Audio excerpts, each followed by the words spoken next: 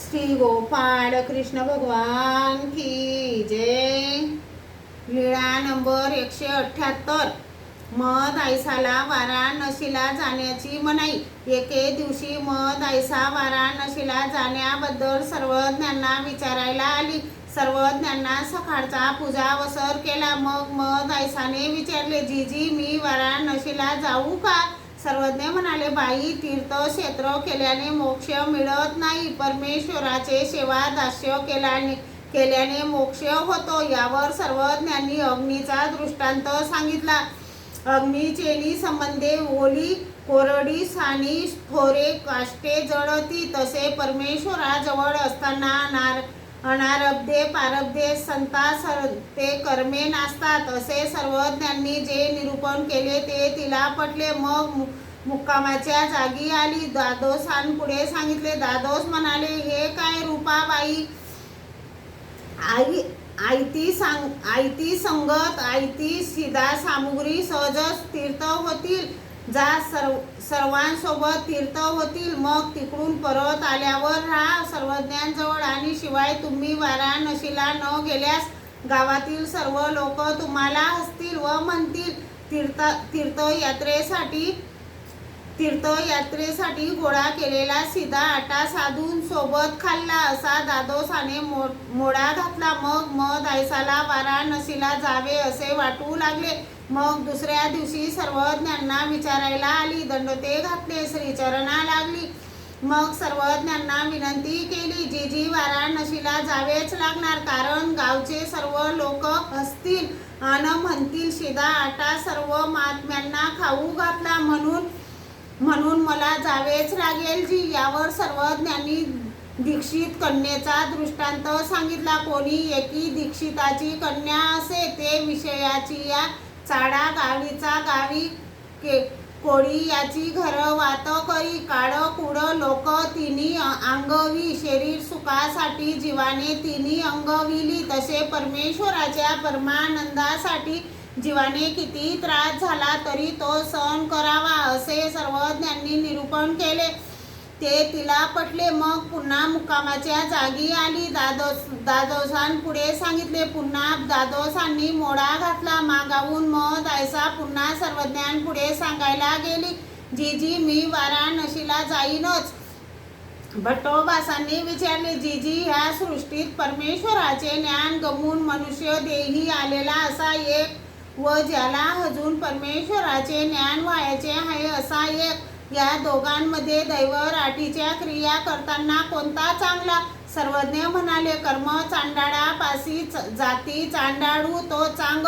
यावर सर्वज्ञांनी कर्म चांडाळाचा दृष्टांत सांगितला। कोणी एकू कर्म चांडाळ ब्राह्मणू असे, तो महारिसी विटाळे, तयाचे म्हणिये करी, सिके नाडे तुते करी, तया ते कार्य प्रयोजन होय, तथा काज भोज होय, ते तयासी तयाची पांती नाही, तयाची जातीची पांती नाही, तयासी खापरी अन्न बाहेरी घालीती, तैसा अज्ञानासारखी ज्ञानिया क्रिया करी, तर परमेश्वर त्यापैकी अज्ञानियाला क्षमा करतील, पण ज्ञानियाला मात्र क्षमा करणार नाहीत। मग वाराणसीला जाऊ नये असे मद आयसाला वाटू लागले। मुक्कामाच्या जागी येऊन दादोसांपुढे सांगितले। दादोसांनी पुन्हा मोडा घातला। पुन्हा तिला वाराणसीला जावे असे वाटू लागले।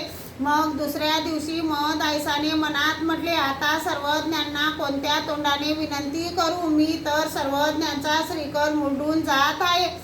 आता असे करू, दंडवत करू आणि निघू, एरवी काय, असे म्हणून येऊ लागली। सर्वज्ञ आतील ओट्यावर बसलेले होते। सर्वज्ञांनी असा श्रीकर फिरवला आणि हास्य केले। ते बाईसांनी पाहिले आणि विचारले, हा बाबा असे काय करता?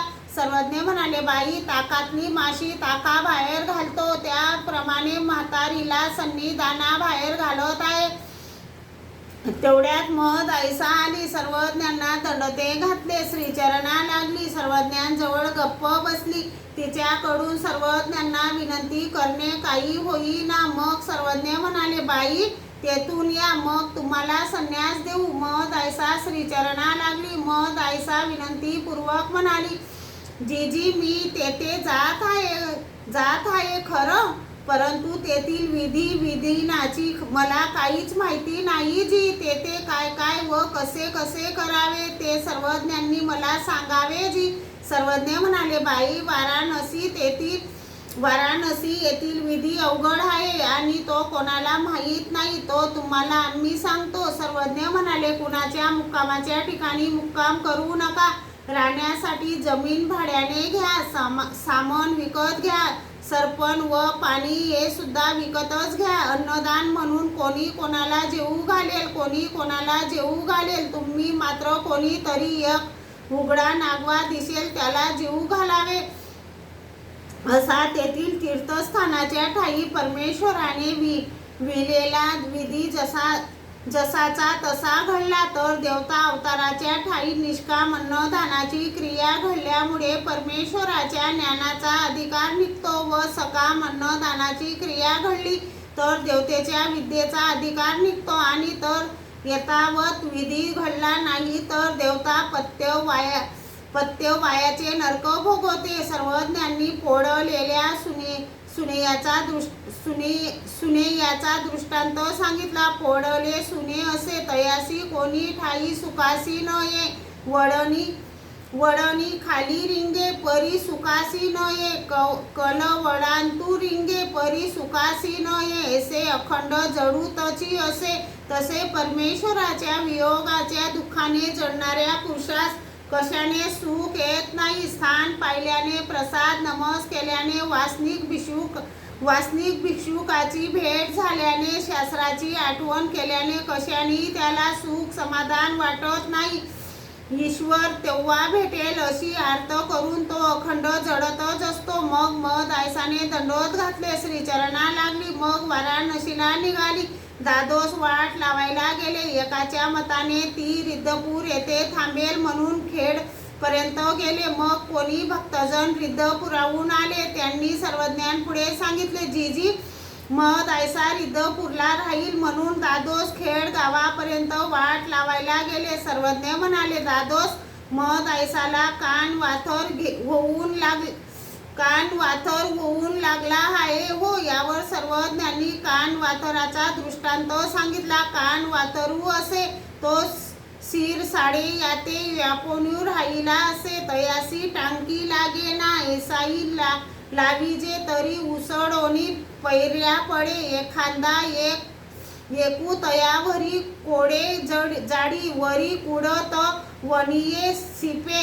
मग टांकी लावी तरी लागे. एवढ आलिया चढ तडिया निघती तिया पुरी जती. तिया एसियाची सांडी जाती तरी पावो तोडी ती. तयासी वना नाही पाटा नाही तडी शिर साडा निंगे.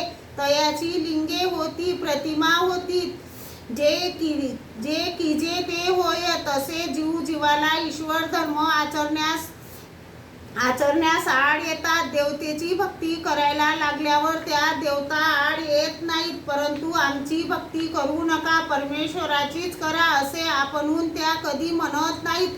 परंतु हेही आड येणेच आहे. मग परमेश्वर जीवांना ज्ञान देऊन अनन्य भक्ती करायला लावतात.